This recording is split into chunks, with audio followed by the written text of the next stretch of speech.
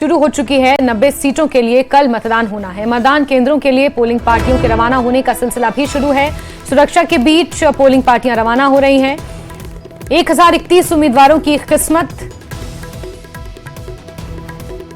दांव पर है। 8 अक्टूबर को चुनाव के नतीजे आएंगे।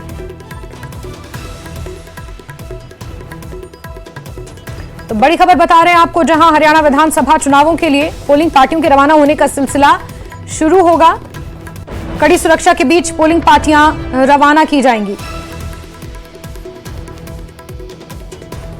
8 अक्टूबर को चुनावों के नतीजे आएंगे और उससे पहले पोलिंग पार्टियों के रवाना होने का सिलसिला शुरू हो चुका है।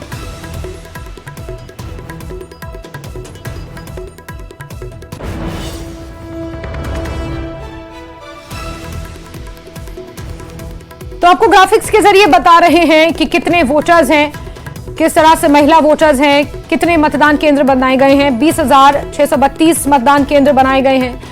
विधानसभा की 90 सीटों के लिए वोट डाले जाएंगे। 1031 उम्मीदवार मैदान में हैं और हरियाणा विधानसभा चुनावों के लिए तैयारियां पूरी हो चुकी हैं।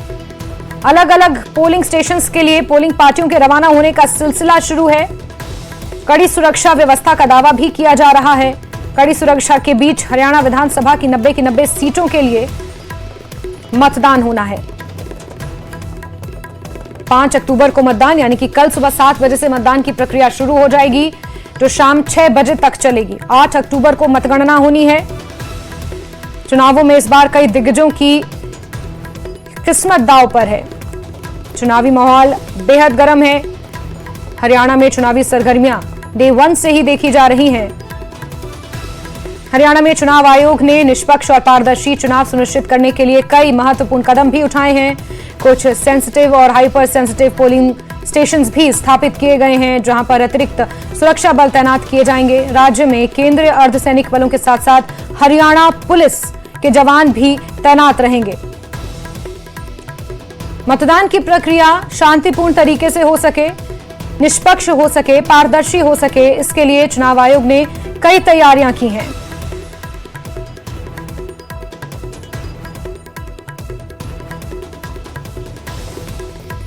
नब्बे की 90 विधानसभा सीटों पर कल वोट डाले जाएंगे। 5 अक्टूबर को सुबह 7 बजे से वोटिंग की प्रक्रिया शुरू हो जाएगी। 8 अक्टूबर को मतगणना होगी।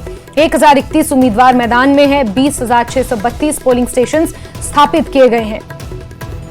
संवेदनशील और अति संवेदनशील सीमाओं पर स्थित पोलिंग स्टेशंस में अतिरिक्त पुलिस बलों की तैनाती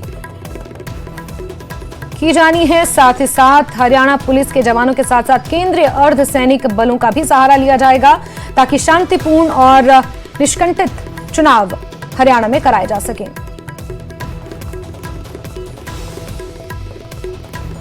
तो पोलिंग पार्टियां भी रवाना होना शुरू हो चुकी हैं। पोलिंग पार्टियों के रवाना होने का सिलसिला सुबह से ही शुरू हो चुका है। चुनाव प्रचार बीते कल शाम 6 बजे खत्म हो गया और उसके बाद अब जिम्मा चुनाव आयोग के कंधों पर है। निष्पक्ष और पारदर्शी चुनाव हरियाणा में हो सके, इसके लिए कई जोर आजमाइशें की गई हैं। डे 1 से ही चुनाव आयोग अलग अलग प्रोग्राम चलाकर लोगों को जागरूक कर रहा है। मतदान कितना जरूरी है, अपना वोट कितना जरूरी है, इसको लेकर लोगों को जागरूक किया जा रहा है।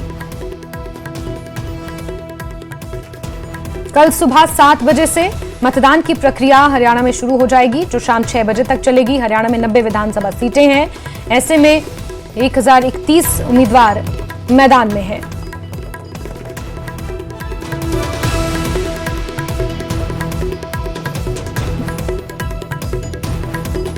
साथ ही साथ ईवीएम और चुनाव सामग्री वितरण के लिए पोलिंग पार्टियों को रिहर्सल भी इससे पहले कराई गई।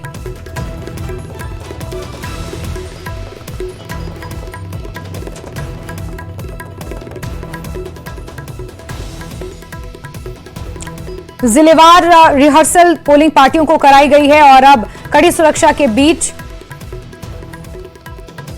पोलिंग पार्टियों के रवाना होने का सिलसिला शुरू हो चुका है। और चलिए सीधे रुख करते हैं हमारे सहयोगी धीरेन्द्र का इसी खबर पर जुड़ चुके हैं धीरेन्द्र। 20,632 पोलिंग स्टेशंस और पोलिंग पार्टियों के रवाना होने का सिलसिला भी शुरू हो चुका है। जरा बताएं किस तरह की तस्वीरें बन रही हैं और क्या कुछ जानकारियां। सुरक्षा व्यवस्था एक बहुत बड़ी चुनौती हर बार रहती है।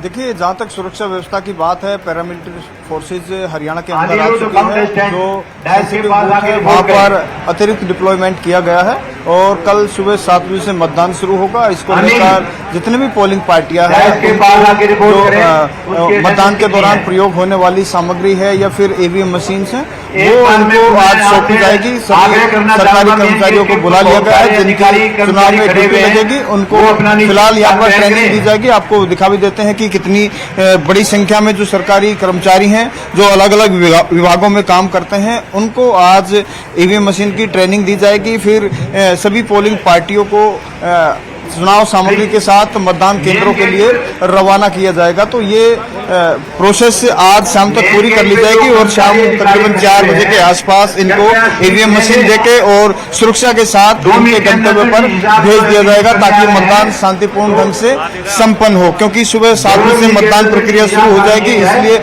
आज ही ये सब मतदान केंद्रों पर पहुंच जाएंगे। जहां तक सुरक्षा के लिहाज से सुरक्षा की बात है, तो सुरक्षा को लेकर भी पुख्ता प्रबंध किए गए हैं। अभी चुनाव प्रचार चल रहा था, इस दौरान जगह जगह पर पैरामिलिट्री फोर्सेज, हरियाणा पुलिस के जवान वाहनों की चेकिंग करते रहे, ताकि किसी भी तरह का जो कोई असामाजिक तत्व हो चुनाव के दौरान दिक्कतें पैदा कर सके, उन पर नजर रखी जा रही है। तो आज इन सभी पोलिंग पार्टियों को ईवीएम मशीन और चुनाव सामग्री देकर रवाना कर दिया जाएगा। बिल्कुल बिल्कुल धीरेन्द्र, और अगर रोहतक की बात करें तो यहाँ पर कितने मतदान केंद्र स्थापित किए गए हैं, किस तरह से यहाँ पर समीकरण बनते हुए नजर आ रहे हैं? रोहतक की खास तौर पर अगर सुरक्षा व्यवस्था की बात की जाए, क्योंकि यहाँ पर बहुत सारे दिग्गज भी कल वोट डालने आएंगे, पोलिंग स्टेशंस पर किस तरह की व्यवस्थाएं रहेंगी? क्योंकि रोहतक एक राजनीतिक राजधानी भी मानी जाती है हरियाणा की, ऐसे में यहाँ पर चुनावी सुगबुगाहट बाकी हलकों से थोड़ी ज्यादा देखने को मिल सकती है।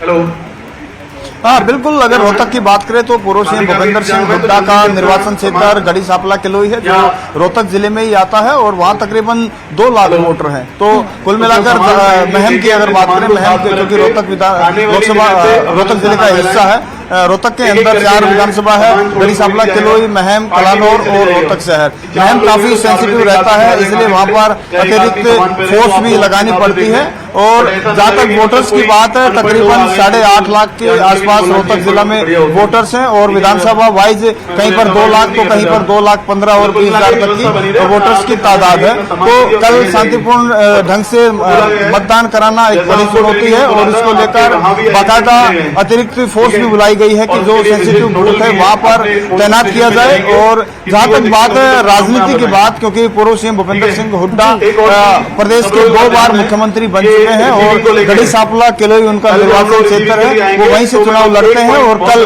वो और उनका पूरा परिवार, उनके बेटे हैं सांसद दीपेंद्र सिंह हुड्डा, वो सब अपने पैतृक गांव सांगी में मतदान करते हैं, वहीं पर वोट डालते हैं। तो कल हुड्डा परिवार रोहतक के अंदर ही जो गढ़ी सांपला किलोई में सांगी गांव है उनका, वहीं पर मतदान करेगा। तो आज जो प्रक्रिया थी, जितनी भी चुनाव संबंधी सामग्री बांटने की या फिर ईवीएम मशीन, उनकी ट्रेनिंग देने की, अगर कोई दिक्कत आती है तो किस तरीके से उस सिचुएशन को हैंडल किया जाए, इस तरह से जितने भी जो पोलिंग पार्टियां हैं उनको ट्रेनिंग दी जाएगी और यहाँ से रवाना किया जाएगा।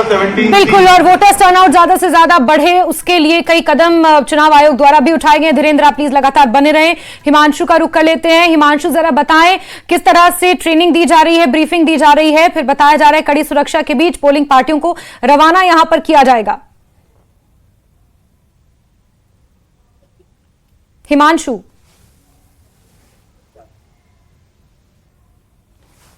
चलिए हमारे सहयोगियों से दोबारा जुड़ने की हम कोशिश करेंगे, लेकिन इस बीच ग्राफिक्स के जरिए देखिए आपको बता रहे हैं वोटरों की कुल संख्या कितनी है, कितने महिला वोटर्स हैं। हिमांशु जुड़ चुके हैं हमारे साथ। हिमांशु, अगर आप सुन पा रहे हैं मुझे तो बताएं जरा किस तरह से पोलिंग पार्टियों को ब्रीफिंग दी जा रही है, और बताया जा रहा है कि अब से कुछ ही देर बाद अपने अपने निर्धारित पोलिंग स्टेशन के लिए पोलिंग पार्टियां ईवीएम और वीवीपैट मशीनों के साथ रवाना होना शुरू हो जाएंगी।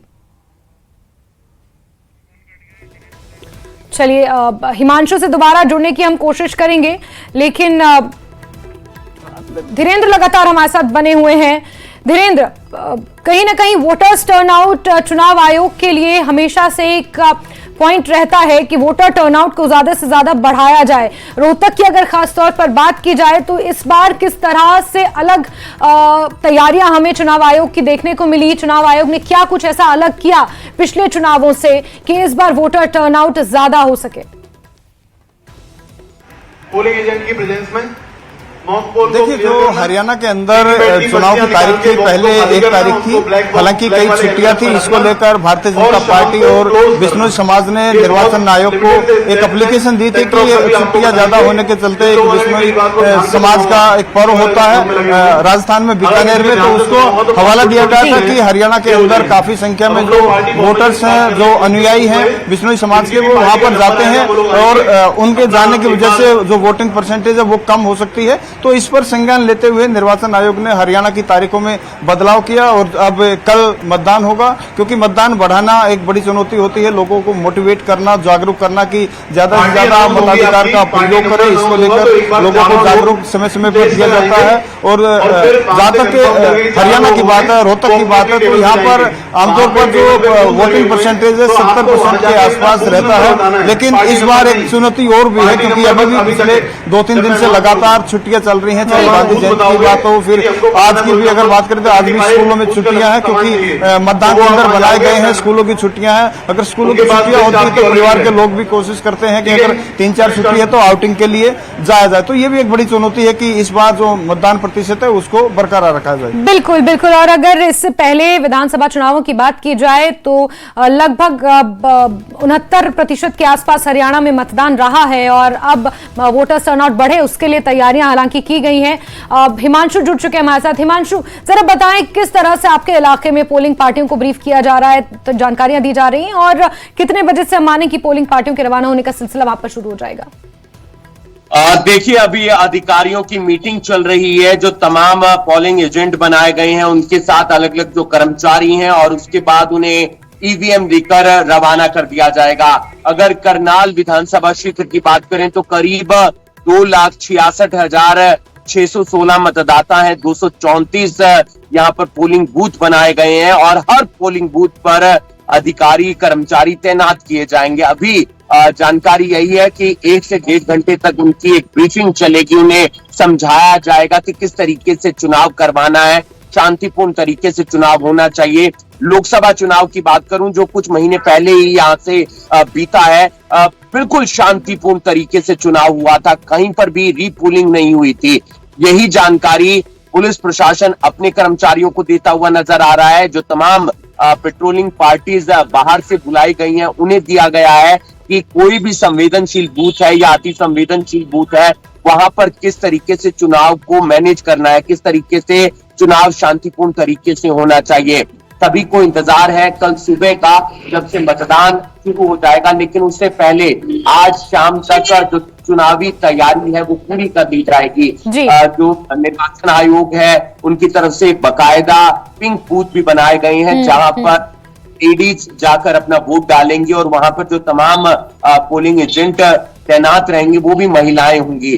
तो काफी महत्वपूर्ण चुनाव है हरियाणा की दृष्टि से। और 5 अलग अलग विधानसभा क्षेत्र हैं। करनाल जिले की अगर बात करूं और करनाल लोकसभा 9 विधानसभा क्षेत्र आते हैं, तो हर जगह टक्कर मानी जा रही है किसी की।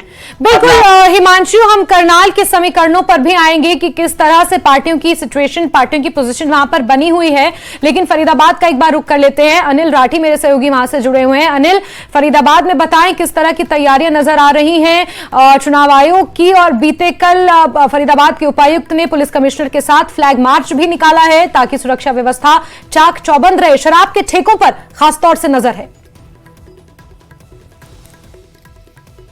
जिस तरीके से जो लगातार जो कह सकते हैं कि चुनाव की तारीख नजदीक आ रही है और मात्र कुछ ही घंटे बाद जो है वो अब जो है वो मतदान होना बाकी है, तो क्योंकि कल सुबह 7 बजे से जो है वोटिंग प्रक्रिया शुरू हो जाएगी। इसको लेकर के जिला उपायुक्त की बात कर जाए चाहे फिर पुलिस कमिश्नर उप नरवाल की बात कर जाए, दोनों ही जो है वो देर रात तक लगभग 12:30 बजे तक जो है वो बाकायदा फ्लैग मार्च निकाला गया, ठेकों की जाँच की गई और तमाम जिस तरीके से कह सकते हैं जो संवेदनशील इलाके थे उन सभी पर जाकर के खुद जो है वो ऑब्जर्वेशन किया। ताकि किसी प्रकार की कोई गड़बड़ी ना हो। फिलहाल की बात कर जाए, देखिए फरीदाबाद में 1650 जो है वो मतदान केंद्र बनाए गए हैं, उसको लेकर के पोलिंग पार्टियां देख सकते हैं मेरे पीछे आप, सारे तमाम जो है वो समय तैयारियां चल रही हैं, सभी लोग आ चुके हैं अपने अपने तैयार हैं, और इसके बावजूद ईवीएम मशीनें जो है वो इन लोगों को यहाँ से मुहैया करवाई जाएंगी और इसके पश्चात जो है वो अपने अपने मतदान केंद्र में जाकर के शांतिपूर्ण ढंग से चुनाव करवाएंगे। लेकिन इससे लेकर के देखिए बाकायदा रैपिड एक्शन फोर्स की बात करें, बाकायदा रैपिड एक्शन फोर्स की बात कर जाए, 4500 के आसपास पुलिस के जवान जो हैं वो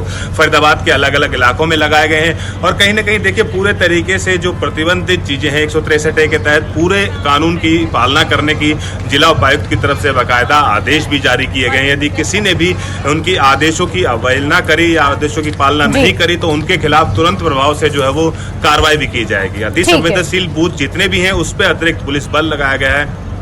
बिल्कुल बिल्कुल अनिल, अतिरिक्त पुलिस बलों की तैनाती की गई है और कहीं ना कहीं कोशिश यही है कि निष्पक्ष और पारदर्शी मतदान हरियाणा में हो सके और 2019 के मुकाबले वोटर्स टर्नआउट इस बार ज्यादा हो सके।